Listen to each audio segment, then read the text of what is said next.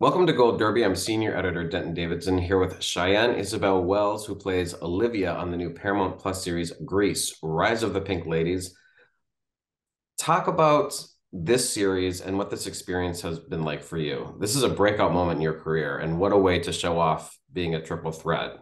Well, thank you. It's a crazy moment. I mean, walking into the Greece universe and everything is very scary and huge shoes to fill, but I mean, it's amazing. And I would not have asked for a better project to come into this industry with. I mean, what we get to dance, we get to sing, we get to act, we get to do everything. And um, it takes us back to 1954 in the world of Greece, but it's tackling more social issues than the film did. It's really diving deeper into the times and gives us more of a reflection of diversity in America, even in the 50s. Talk about what you love the most about Olivia and how you prepared to bring her to life on this show. I love I love everything about Olivia, honestly. She's a big mess, but she's an amazing mess. um I think going into it, a big person that I looked up to was actually Marilyn Monroe. I think in the series, there's a moment where Olivia has that. But even in real life, when I was preparing, it was a huge person to look up to for this character, more for like movements and stuff like that, but also the way she spoke and just everything about that. But also, a lot of Olivia is also in Cheyenne. And so getting to put that like cool part that I've always wanted to be in real life out on screen is absolutely amazing and so fun. Yeah. Did you not feel cool in real life? Wanted to, not really, but now I do. She had an affair with the teacher. So it sort of sticks, it starts off with that, not a smart choice.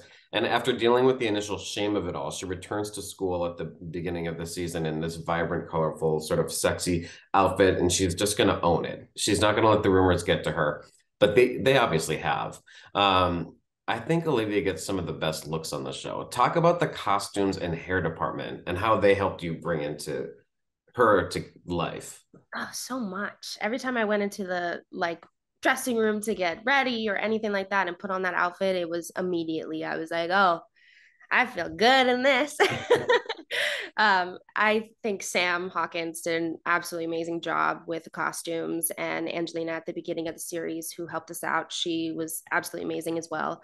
But I do have to really give Sam a lot of credit because every time I went in to get a costume fitting, she was always like, "What do you want to wear? What do you feel good in?" To really make you feel good as Olivia. Um, and so every time I put something on, I was like, "Meh, this one's not it."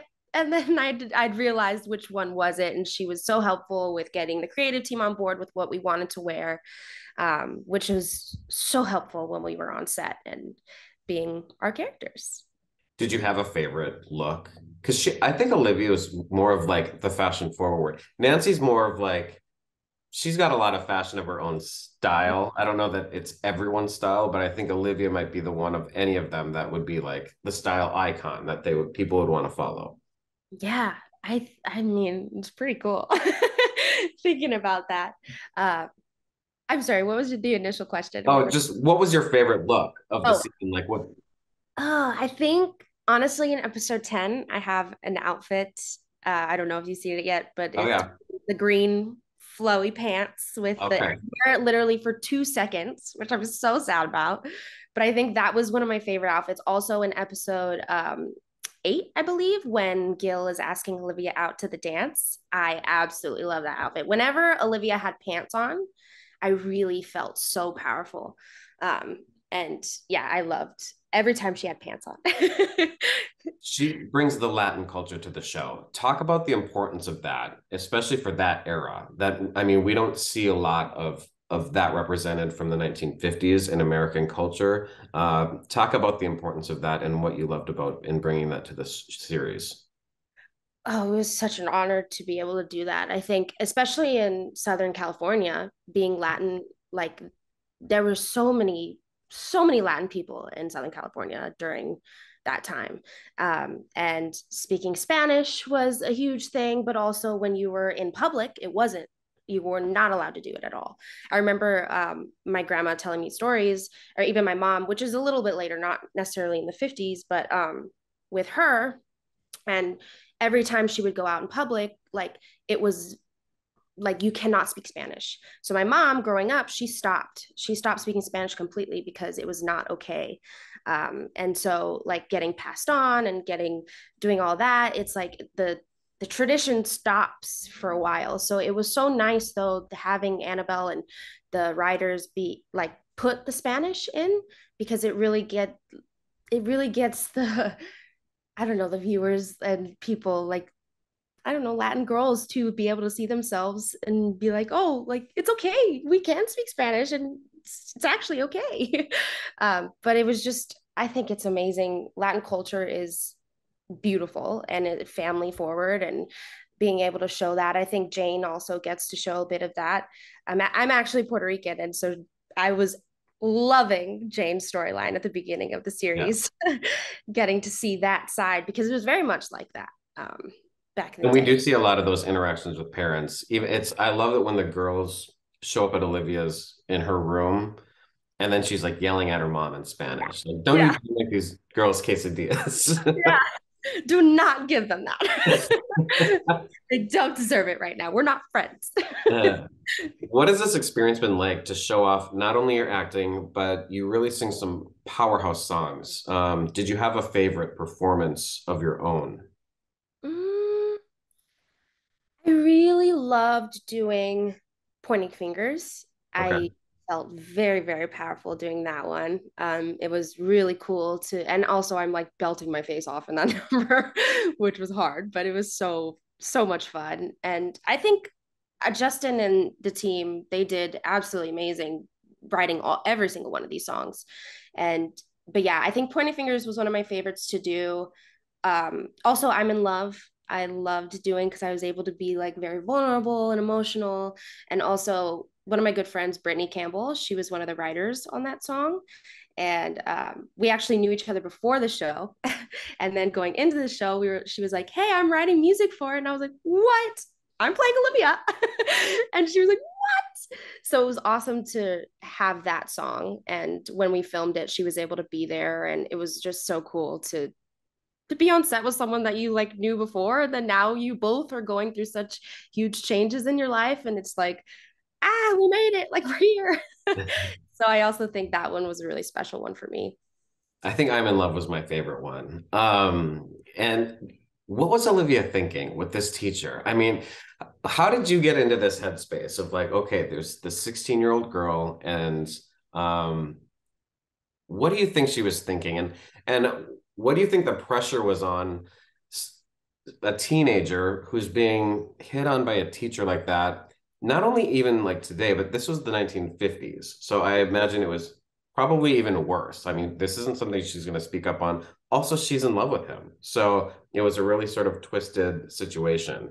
Yeah. How did you get into that? I think in Olivia's mind, I mean, that was her safe space because I mean, in like the Greece or in high school for her, she's very much like the more mature one, the more mature side of the thing. So her safe spot was older people. And also her brother like was a big person. And then towards the end of the season, her brother leaving um really put her in like a huge like, oh, I'm lost, I don't have anybody anymore, and so going back to that safe space with the teacher. But when I was doing those last scenes, especially like, we're about to get married, what? um, it was very much like in the 50s, being a Latin woman, not having that much money, and possibly not being able to go to college, possibly not being able to like have a full life that other people might be able to have. But there is a very successful white man who is very like has money, who can take care of me. Maybe this is something that Olivia should be doing, because I think is why her parents as well are so okay with it at first, because they're like, okay, well, her brother's gone. She doesn't really have anything else. We can't afford to send her off to college. Can't get her own job. So, I mean, this man will take care of her for the rest of her life. Fine. you know. And they even mentioned that her parents got married at 17. So it was Right. just sort of It happened. the era. And even like I think this storyline too is something that they interviewed somebody about. It happened. Like students used to marry teachers back then. It was That's so normal. creepy. I know. Um, so she actually agrees to marry him, and then we see this dream sequence that I also thought this was a really fun part of the show, where she's sort of dreaming about this life, and she's this housewife, and your stomach grows, and you're pregnant. Yeah. Um, and she realizes that it's not really the life that she really wants. And the Pink Ladies were sort of revolutionaries for the time. What do you think they meant to each other, and why did they need each other in that moment in their lives? I think it was a very vulnerable and scary moment for Olivia. And having those girls really fight for her and try to bring her back was absolutely amazing and huge, because usually in that moment people would usually just be like, ah, she's a lost cause, bye. But these pinks, they've already been through so much together, and there's no giving up on each other. They're all so different, but they all love each other more than they love their family, like they're each other's new family and safety nets now. And I think in those moments when they're trying to save Olivia, um, it's like, Olivia, wake up, wake up from this bad dream that you're having, because it's not okay, and you are so much more than this. You don't need to do this. You can do more. So it's just nice that the pinks have each other to see the dark side. I mean, the better sides, of things, and that's what they need each other. And it was sort of the beginning of the women's rights movement. And I mean, these were not everyone in the high school is on that same wavelength that they're on. I mean, they seem to be sort of this progressive little Right. group of misfits. Yeah. Yeah. I mean, also, yeah, being a woman during that time, you need each other, because men aren't going to do it for us. It's not going to happen. There were so many dance sequences, song performances, dramatic moments. What for you was the most challenging scene or episode, and why? Hmm. Honestly, I think 8 was the most difficult. Um, Not necessarily dance wise. I think every dance really wasn't hard. They were all just so much fun to do that it wasn't even like a question of, oh, this is hard, I don't want to do it. Like it was I didn't just hear that from everyone, by the way. So really maybe you're just a little what? bit dance inclined. Okay, okay. Yeah. Well, I also do think though that our team was absolutely amazing and very patient with all of us. If we ever had issues or anything like that, they were so amazing in helping us. Even the dancers from Vancouver were phenomenal and helped us so much. But I think 8 was just so difficult acting, especially wise, because it was such a vulnerable moment for Olivia, and I had to get so like angry and so deep, and everybody's coming at Olivia, and it's just like such a scary moment. And then she leaves Pink Ladies, like it's huge. And also that episode, the fight scene that happens was actually our last day on set. It was the last day filming, and so that was also crazy, because it was so like, oh no, it's ending, I'm sad, but I need to focus and I need to do this right. We only have a certain amount of time to get so much in.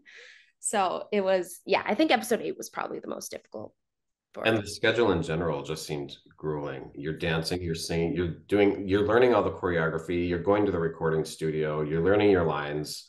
I don't know if you'll ever have an experience similar to this in future projects. What No. is that like for you? For this to be sort of the big breakout for you, it seems like it might be smooth sailing for you from now on. Oh, hopefully. Yeah, I that's what everybody kind of on set was saying. They were like, after this, you're gonna be fine. Don't worry about it. But I think it was a lot of us, we came from musical theater, like live theater. Yeah. So it was, I think it's not easy, but it was a bit easier for us because we came from doing live theater, and like every day you're rehearsing all day long. Every day you're going on stage doing a live performance. However many times. I know Trisha and I did amusement parks, so we were doing shows 6 times a day. Like it was just constantly going, constantly working, and then we'd have shows after and go drive to another show and perform. Like it was just constantly working. So moving into this, it was like ah, I guess we're kind of doing the same thing, just different things every week, you know? Yeah. Talk a little bit about your path and what prepared you to step into this moment, because there's no real such thing as overnight success. I mean, you are now achieving more fame than you've ever had in recent history, but talk about what led you here. When did you get that acting bug? When did you get that love for music? Well, love for music I've had since I was little. I remember when I was little, I watched The Lion King live in San Oh. Francisco. And that day I told my mom, I was like, that's what I want to do when I get older. And she was like, okay. And she helped me throughout everything. I honestly, the support that I had from my family was a huge, huge thing, growing up and doing things, because if I didn't have that support, I definitely would have gave up a long time ago. Because I mean, the amount of no's that you get in this industry before you get that one yes is insane. So it's just the support of your surrounding and all that stuff, but also like I think I was constantly just, I need to work. I need to work. I need to perform. I was working at amusement parks. I was working doing shows. Any show that I could do, I was doing. But once I got to LA, which is about like 6 years ago, the main thing I wanted to do was theater. I was like, live theater, that's all I want to do. I want to be on Broadway one day. And then I moved here and I auditioned for In the Heights, the movie. Okay. And after I auditioned for that, I was like, I want to be an actress.